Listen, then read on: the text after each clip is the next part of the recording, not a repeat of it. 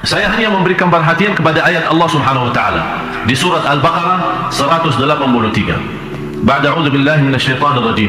Ya ayyuhalladzina amanu kutiba 'alaikumus shiyamu kama kutiba 'alal ladzina min qablikum la'allakum tattaqun. Yang menarik perhatian saya di ayat ini, pertama dimulai ya ayyuhalladzina amanu, diakhiri la'allakum tattaqun. Pertengahannya adalah perintah puasa. Berarti di sini Bapak Ibu ada 3 rahasia. Ya ayyuhalladzina amanu, iman. Karena posisi iman di mana? Di hati. Berarti rahasia, sembunyi. Yang kedua puasa. Termasuk ibadah puasa adalah ibadah juga rahasia. Karena kita bisa berpuasa sunnah maupun berpuasa wajib, tapi orang yang di samping kita tidak tahu kita lagi berpuasa. Yang ketiga, la'allakum tattaqun. Taqwa posisinya dan tempatnya adalah dalam hati.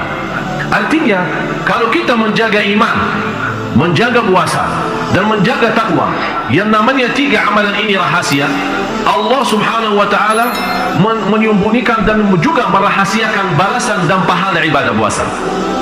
Semua amalan ibadah Bapak Ibu dilipat ganda oleh Allah 10 kali lipat. Baca 1 huruf, Allah berikan 10 kebaikan. Baca salat, melaksanakan salat 5 waktu, Allah berikan pahala 50. Kecuali puasa, ulama menjelaskan kita tidak tahu berapa Allah melipatkan puasa, pahala puasa bagi umat. Kenapa Allah rahasiakan puasa? Kenapa Allah rahasiakan pahala puasa? Karena iman itu adalah rahasia, ibadah puasa rahasia, dan tempat takwa adalah di dalam hati. Artinya di tempat yang tidak bisa dilihat oleh manusia, termasuk takwa itu juga rahasia. Barang siapa yang jaga 3 rahasia akan dibalas oleh Allah dalam pahala yang juga rahasia. Kata ulama, kalau Allah rahasiakan pahala ibadah sesuatu, yakinilah balasan ibadah itu yang rahasia pasti akan menenangkan hati. Sebagaimana berfirman Allah di surah As-Sajdah ayat 16, "Fala ta'lamu nafsun ma ukhfiya lahum min qurrati a'yun jazaa'an bima kanu ya'malun." Tidak ada jiwa pun yang bisa tahu apa yang Allah sembunyikan, apa yang Allah rahasiakan dari pahala-pahala ibadah yang ikhlas. Tapi yakini yang dirahasiakan oleh Allah, balasan itu pasti akan menenangkan hati. Kenapa bisa menenangkan hati? Jazaa'an bima kanu ya'malun, itu balasan Allah terhadap amalan-amalan ibadah Bapak Ibu. Oleh karena itu, bulan Ramadan karena banyak karunia, banyak rahmat, dan termasuk bulan ampunan. Di antara karunia yang kita dapat, dinamakan bulan itu adalah bulan Ramadan. Ramadan apa artinya dalam sisi bahasa? Ramadan adalah diambil dari kata musim panas di padang pasir. Kalau musim panas di kota mana saja kita terasa panasnya. Apalagi kalau musim panas di padang pasir, jauh lebih panas. Intinya apa?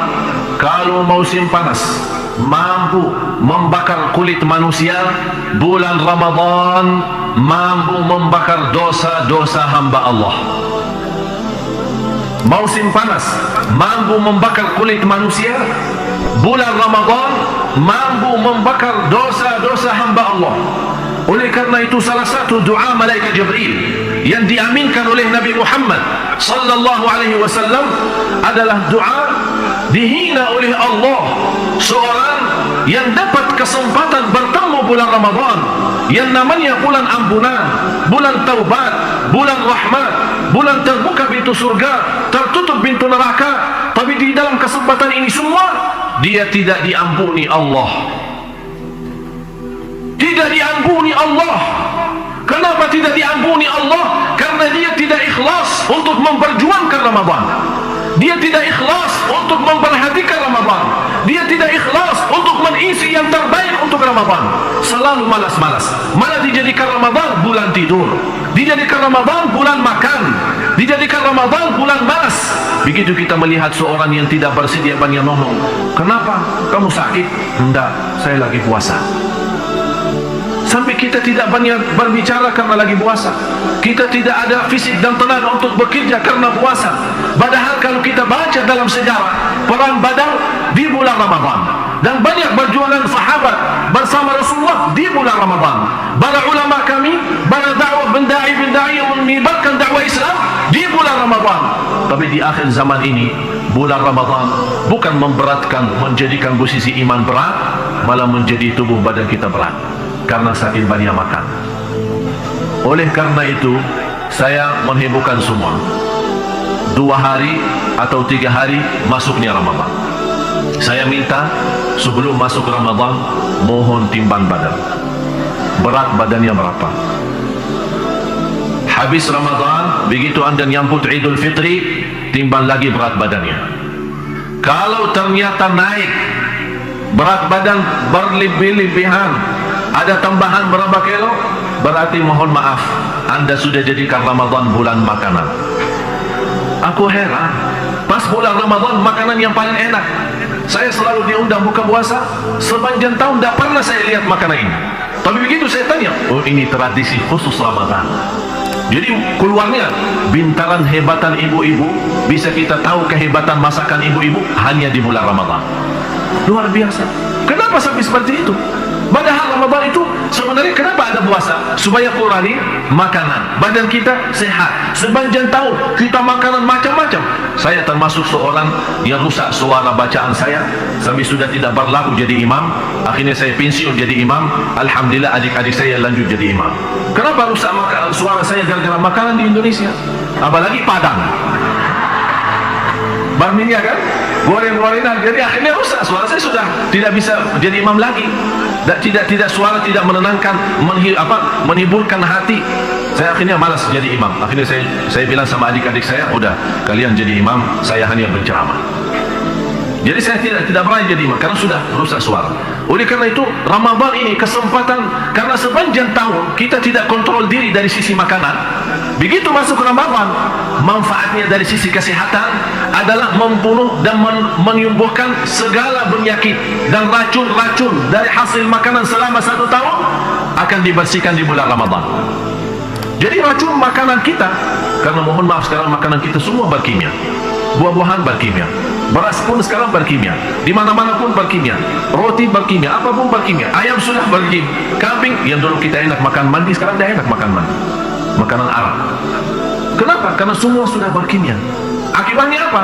Tambah kita rasa banyak tumbuh racun-racun gara-gara makanan. Oleh karena itu Rasulullah SAW sudah menjelaskan, seburuk-buruk tempat terisi makanan adalah perut, karena tempat sumber penyakitnya adalah perutnya. Oleh karena itu ini kesempatan. Begitu masuknya bulan Ramadan, biar Bapak Ibu sekarang melihat saya lumayan agak gemuk, insya Allah habis lebaran mungkin tidak bisa kenal saya, karena kembali kurus kayak adik-adik saya.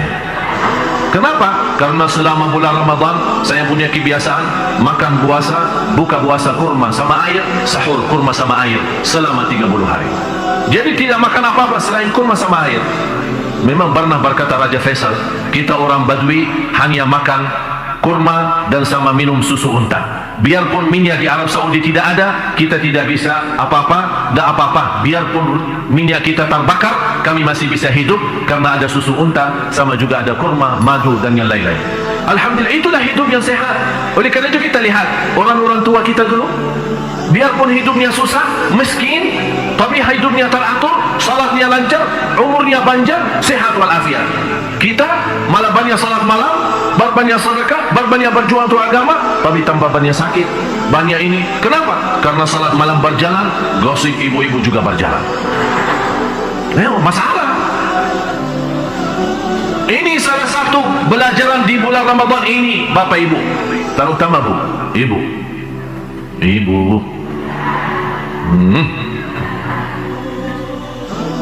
Sebenarnya ibu hati yang baik.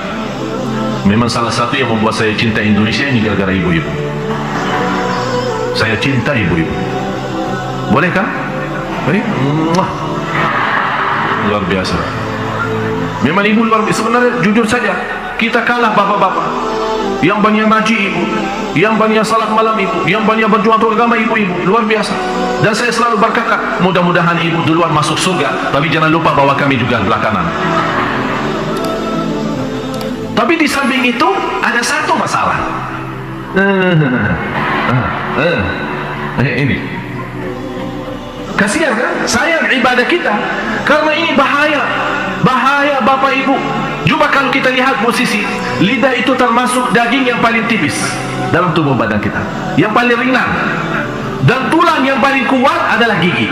Subhanallah, Allah kumpulkan di satu tempat. Tulang yang paling kuat gigi, daging yang paling tipis dan ringan lidah. Kenapa? Supaya tidak sembarangan keluarin.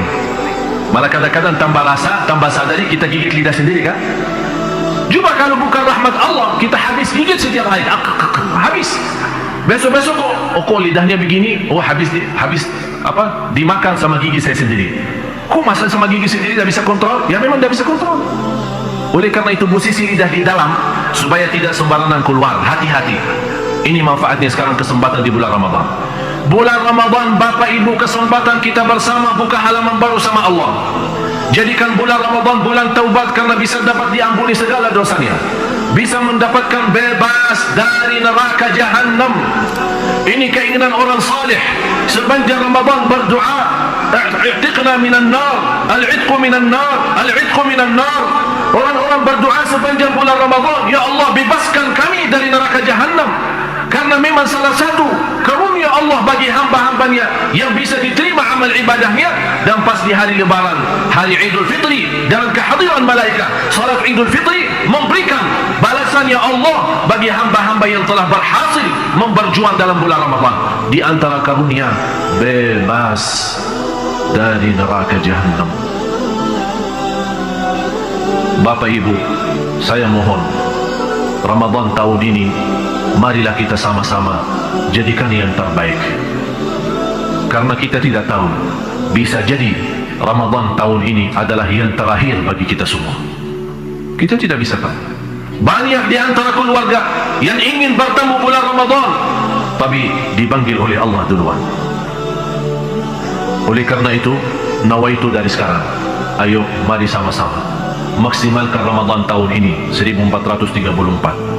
Kalau memang Ramadan ini di sisa umur kita yang terakhir, insya Allah yang terbaik.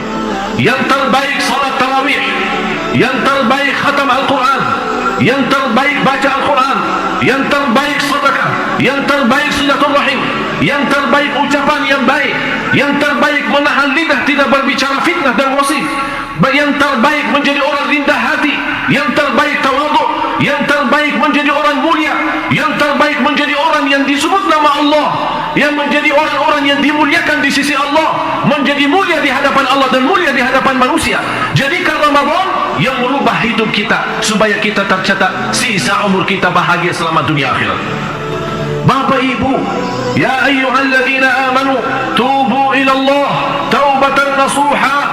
Hei orang beriman, Allah memanggil kita. Hei orang beriman, ada apa ya Allah memanggil kami sebagai orang beriman? Walaupun iman kami belum sempurna, apa perintahmu ya Allah? Kami akan segera sami'na wa ata'na. Tubu ila Allah. Allah subhanahu wa ta'ala menawarkan bertaubat. Sudah cukup dosa, sudah cukup lalai sepanjang tahun kita tidak memperhatikan Al-Quran. Begitu datang bulan Ramadan yang namanya bulan Al-Quran, malah kita tidak baca Al-Quran. Saya akhiri 4 amalan sebelum saya tutup doa. Tolong diperhatikan. Yang pertama, syukuri nikmat Allah terhadap umur kita yang masih sehat walafiat sampai ketemu bulan puasa. Kita bersyukur. Harus Bapak Ibu merasakan Anda bertemu bulan puasa dan masih bisa berpuasa. Wallahi, demi Allah, itu nikmat yang besar.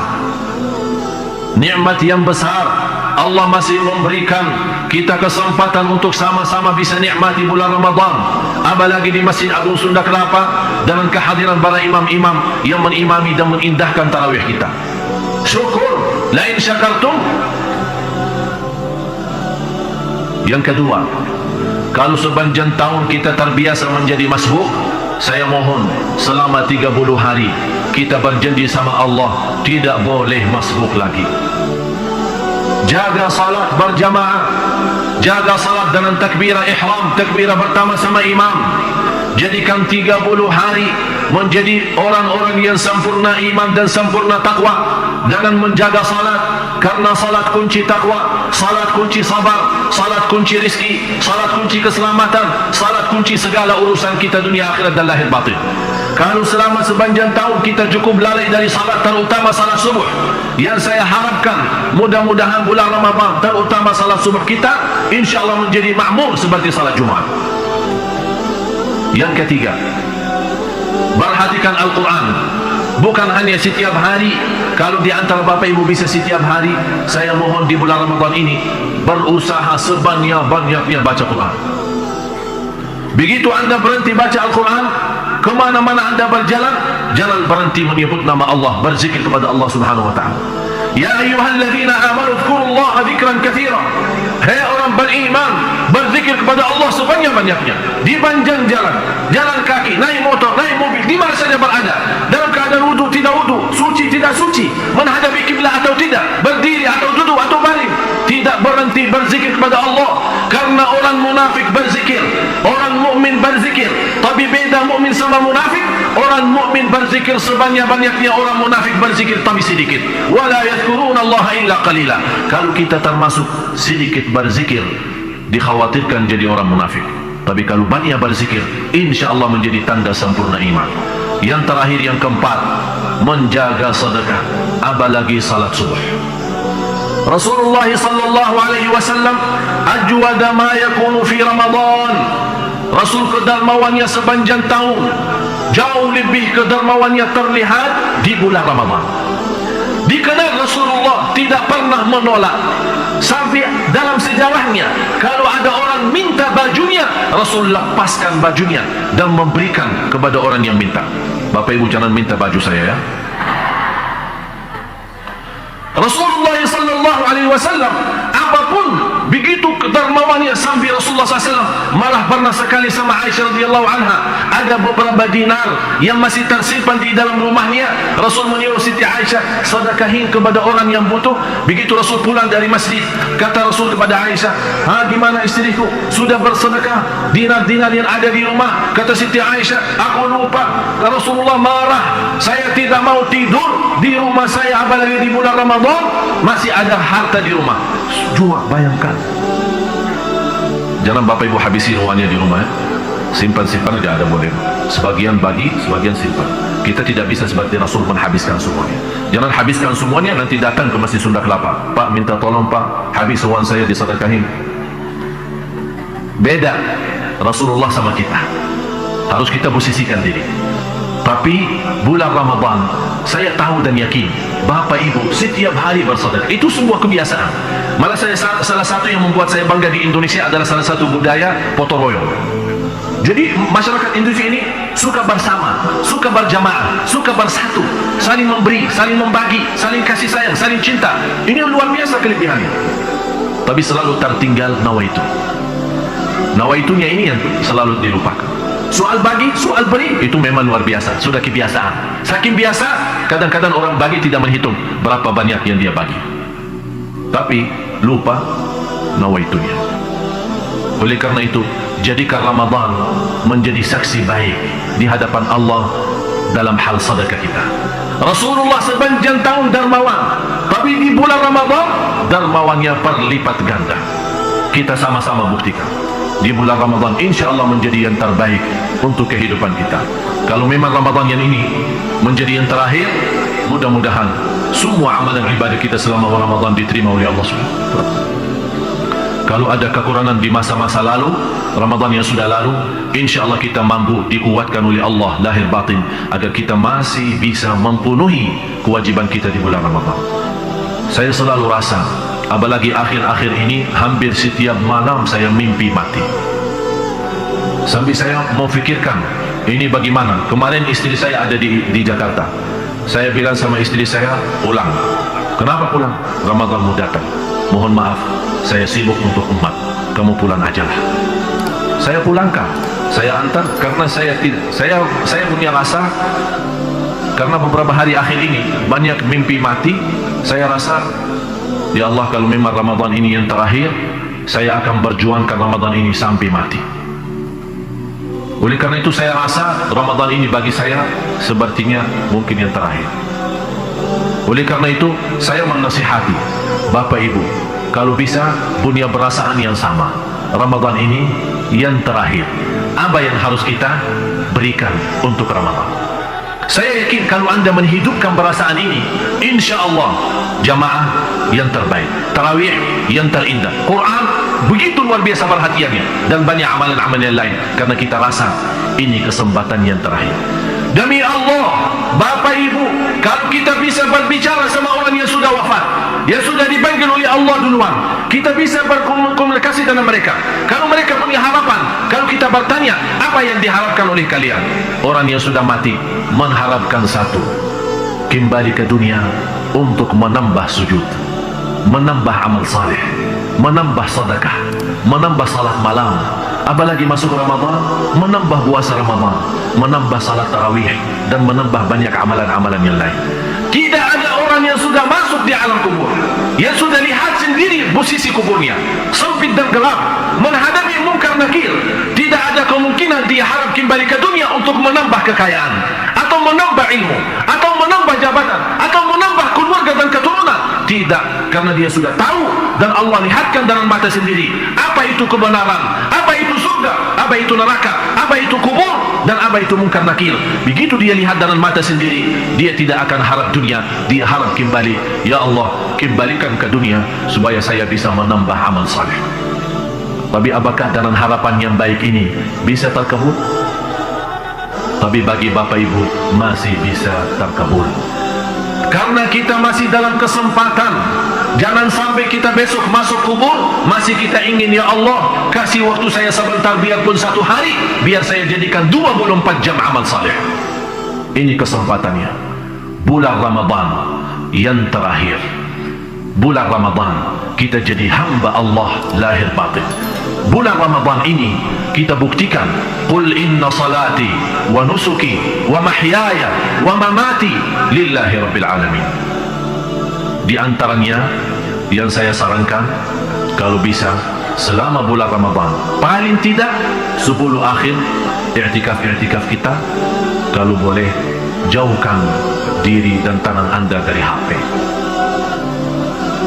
Tasbih 2013, tasbih yang terbaru di Indonesia, HP. Kalau kita memegang Al-Quran sebagaimana megang HP, yang saya lihat, saya jamin 1 tahun hafal 30 juz. Luar biasa. Pagi, siang, sore, malam, sampai kita tidur pun di samping kita ada HP. Jadi bukan cukup sama istri, ada istri yang kedua, HP. Ini kesempatan bulan Ramadan. Coba sejauh mana Bapak Ibu mampu tinggalin HP-nya. Kalau tidak bisa 10 Ramadan, 10 akhir. Allah kasih 1 tahun 360 hari. Masa 10 malam keberatan menjauhkan sedikit dunia dan urusannya? Jadikan lillah, karena kita bisa jadi 10 malam akhir adalah yang terakhir dalam sisa umur kita. Jadikan Ramadan ini adalah yang merubah nasib kita. Jadikan Ramadan ini yang merubah nasib kita menjadi orang lemah iman menjadi kuat iman. Jadikan Ramadan ini merubah nasib kita dari kemiskinan menjadi kaya. Jadikan Ramadan ini menjadi orang biasa dosa maksiat menjadi orang taat dan senantiasa sami'na wa ata'na. Jadikan Ramadan ini, tahun ini, menjadi orang-orang yang malas dan lemas dalam ibadah menjadi semangat dan ikhlas dalam perjuangan ibadah. Jadikan Ramadan ini merubah nasib kita dari kecelakaan menjadi bahagia dan selamat. Jadikan Ramadan ini merubah nasib kita dari neraka jahannam menjadi ahli surga. Ini Ramadan, supaya nawaitu kita bersama insya Allah menjadikan Ramadan yang terbaik. Saya menghiburkan semua yang hadir, termasuk saya. Ayo, mari kita sama-sama. Sebelum saya tutup doa, saya menghiburkan semua tanpa kecuali, mari kita sama-sama bersedekah. Apa yang saya harapkan lewat nawaitu sedekah kita? Nawaitu bismillah, insya Allah dengan bantuan Allah, pertolongan Allah, dengan berkah sedekah yang ikhlas, aku mohon ya Allah, Ramadan ini menjadi yang terbaik, yang terindah daripada Ramadan-Ramadan yang sebelumnya. Kalau kita Ramadan yang sebelumnya belum diterima di sisi Allah, tapi Ramadan ini karena kita nawaitu, karena setiap amal salih langkah pertama nawaitu yang baik. Nawaitu Ramadan tahun ini insya Allah saya maksimalkan selama semampu saya, dan saya tidak minta yang berat, la yukallifullahu nafsan illa wus'aha, tapi saya mengharapkan Anda memberikan perhatian sepenuhnya untuk Ramadan, karena bisa jadi Ramadan ini yang terakhir. Kita tidak tahu apakah dunia umur bertemu Ramadan yang akan datang atau tidak. Mudah-mudahan dalam sedekah Bapak Ibu, dalam nawaitu, dalam sedekah itu Allah kuatkan lahir batin dan bisa menjadi berkat dan cahaya untuk kedua orang tua. Mudah-mudahan Allah subhanahu wa ta'ala bukakan pintu taufiknya dan memberikan ridha kepada kita semua agar Ramadan ini insya Allah menjadi yang terbaik dalam segala hal, dan kita mendapatkan di akhir hayat kita semua dengan husnul khatimah. Amin ya rabbal alamin.